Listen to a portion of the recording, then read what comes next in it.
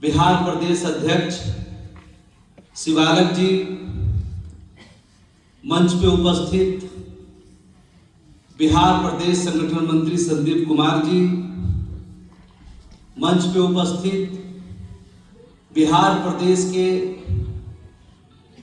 Core committee के कार्यकारी सदस्य हमारे शिवालक जी, शिव प्रसाद यादव जी, मंच पे उपस्थित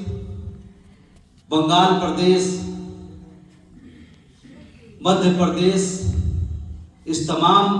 प्रदेशों में संगठन को एक मजबूती करने वाले संगठन के हम सभी को यहाँ उपस्थित कराने के लिए और यह गौरवपूर्ण दिन को एक बेहतर दिन बनाने के लिए हमारे साथी रमन कुमार जी, हमारे संगठन में बिहार प्रदेश के तमाम माल गोदामों को संगठित करने में आज चाहे रमन जी हो, शिव प्रसाद जी हो, तमाम जो आज इस संगठन के बहुमूल्य लोग हैं, इन सबको एकत्रित करके लेके चलने वाले हमारे बीच में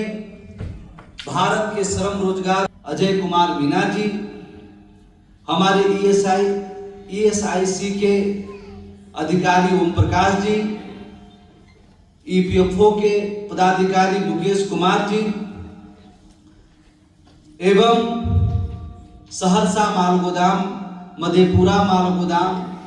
एवं अन्य माल गोदामों से उपस्थित हमारे सभी श्रमिक भाइयों एवं बहनों का भारतीय रेलवे माल गोदाम श्रमिक संघ के कर्म भूमि और मिथिला के यह गौरवशाली सहरसा की धरती पर हम आपका हार्दिक अभिनंदन स्वागत करते हैं।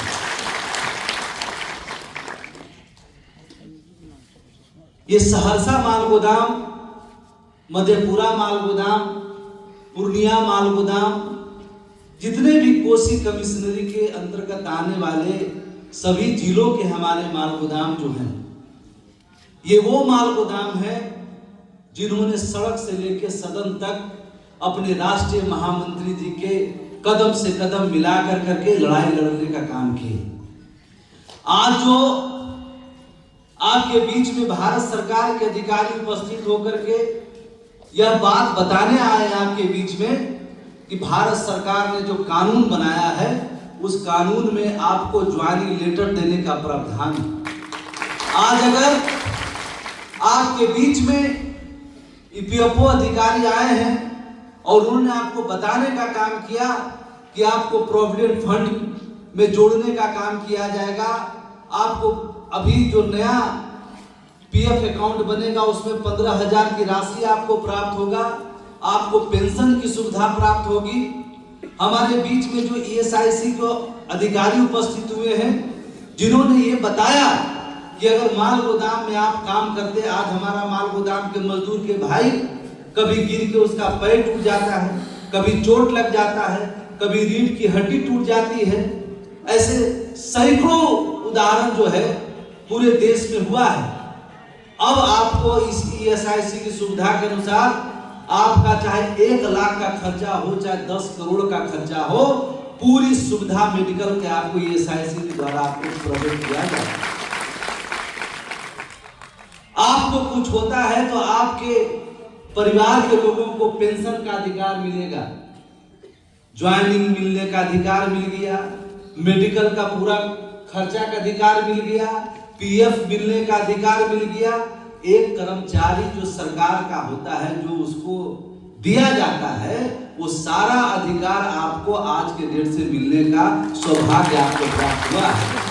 अगर ये जो प्राप्त हुआ है, इस प्राप्त होने में यहां तक 26 साल की लड़ाई लड़के इस मुकाम तक पहुंचने में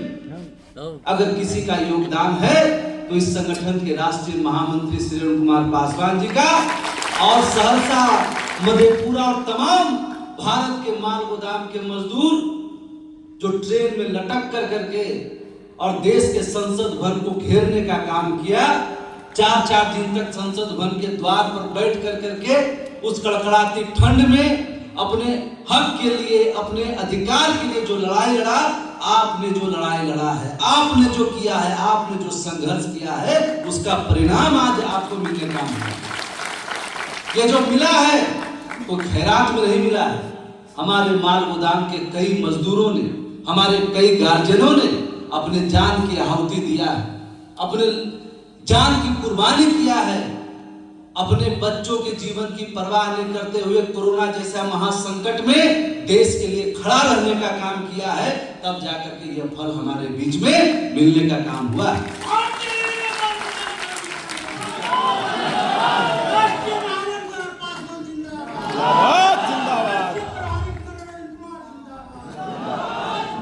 आज भारत सरकार के पदाधिकारी जी को मैं बताना चाहता हूं कि आज जो श्रम कानून बदला है, 44 श्रम कानून जो जटिल था, जो अंग्रेजों के समय जो बनाई गई थी, गुलामी की जंजीरों में जकड़ने के लिए जो कानून बनाया गया था हमारे गरीब शोषित पीड़ित मजदूरों को, उस कानून बदलाव करने के लिए नए भारत में नए श्रम कानूनों को देश में लागू करने का अगर किसी ने वकालत किया था तो उसका नाम है अरुण कुमार पासवान। और आपका 28 अक्टूबर 2003 को अटल बिहारी वाजपेयी उस समय देश के प्रधानमंत्री थे और श्रम मंत्री साहेब सिंह वर्मा जी, और पहला हमारा कैबिनेट की बैठक, त्रिपक्षीय बैठक हुआ, जिसमें हमने कहा कि रेलवे माल गोदाम वो मजदूर है। जब अंग्रेजी हुकूमत में मात्र 37 किलोमीटर के लिए माल ढुलाई का रेलवे बनाने का काम हुआ था, पैसेंजर चलाने के लिए नहीं, माल ढुलाई करने के लिए। और आज विश्व का दूसरा सबसे बड़ा रेलवे नेटवर्क बना है, लाखों किलोमीटर में यह बदला है। उसका अगर देन किसी का है, जो रेलवे को 1 रुपया में 70 पैसा की आमदनी आती है, वो आमदनी रेलवे माल गोदाम के मजदूर जब चिलचिलाती धूप, कड़कड़ाती ठंड और मूसलाधार बारिश में अपने खून और पसीने की ताकत को लगा कर करके जब रेलवे को यह कमा के देता है, तब जाकर के आज इस देश का कोई लाइफ लाइन अगर रेलवे बना है, और उस रेलवे का अगर कोई लाइफ लाइन है तो हमारे माल गोदाम के श्रमिक। ये माल गोदाम के श्रमिकों के लिए न भारत के संविधान में कोई जगह है, न श्रम कानूनों में कोई जगह है, न कानून के किसी पुस्तक में कोई जगह है। कोई जानता नहीं है कि माल गोदाम के मजदूर किस हाल में जी रहा है। कोई जानता नहीं है कि माल गोदाम के मजदूर ही वो ताकत है जिसने इस रेलवे को 37 किलोमीटर से लाखों किलोमीटर तक बनाने का काम किया है। आज अगर 16 लाख कर्मचारी का संगठन भारतीय रेल है, अगर ग्रुप डी हमारा गैंगमैन जो भाई है, उससे लेकर के रेलवे बोर्ड के चेयरमैन तक को जो तनख्वाह अगर मिलता है, तो जब माल गोदाम के मजदूर अपने खून पसीने की कमाई लगाता है और रेलवे को मुनाफा देने का काम करता है, तभी जाके ये संभव हो पाए, है ना? और आपने जो लड़ाई लड़ा, जो 2019-17 से लेके 19 तक, जब देश में किसी को पता नहीं था कि श्रम कानून में बदलाव हो रहा है, जब विश्व के सभी देश, अलग अलग देशों का श्रम कानूनों को अध्ययन किया जा रहा था, और आपका ये बेटा राष्ट्रीय महामंत्री जी की कृपा से देश के श्रम मंत्री संतोष कुमार गंगवार जी के साथ बैठ करके अनीता त्रिपाठी, जो ये कानून बनाने का ड्राफ्टिंग कमेटी की हेड थी, उनके साथ मिलकर करके, चाहे आपको जो कानून आपको इजाजत देता है, जो आपको अधिकार देता है, ऑक्यूपेशनल सेफ्टी कोड बिल, जिसके तहत आपको ज्वाइनिंग लेटर का प्रावधान, आज कोई काम कराता है ठेकेदार, अगर अपना हक की बात आप करते हैं, कोई 2 महीना 3 महीना तक आपका मजदूरी रोक के रखता है, जब मांगते हैं, जब अपनी बात को रखते हैं तो कान पकड़ के भगा देता है। लेकिन अब आज के बाद ऐसा नहीं होगा।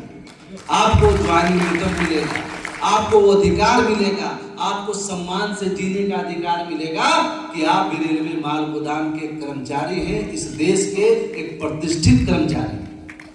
है ना? इसलिए आज का जो दिन है हमारे लिए गौरवशाली दिन है। हम कभी अपनी बातों को पहुंचाने के लिए इस सहरसा की धरती से भूखे प्यासे दिल्ली तक पहुंचते थे, जंतर मंतर पर धरना प्रदर्शन करते थे ना हम लोग सब करते थे ना। तब हमारे बीच में कोई अधिकारी आता था, बताइए क्या समस्या, हमारी बात सुनने के लिए कोई तैयार नहीं था। और आज वो दिन है जब भारत सरकार के अधिकारी आपके बीच में बताने के लिए आए हैं कि कानून में आपके लिए आ गया है, आप सभी लोग इन्वॉल्वमेंट हो जाइए, अपना नामित करिए, अपना दस्तावेज संपन्न करिए, आपको सारा अधिकार मिलने जाएगा। अभी हमारे अजय कुमार मीणा जी बता रहे थे कि मैंने बिहार के कई जिलों में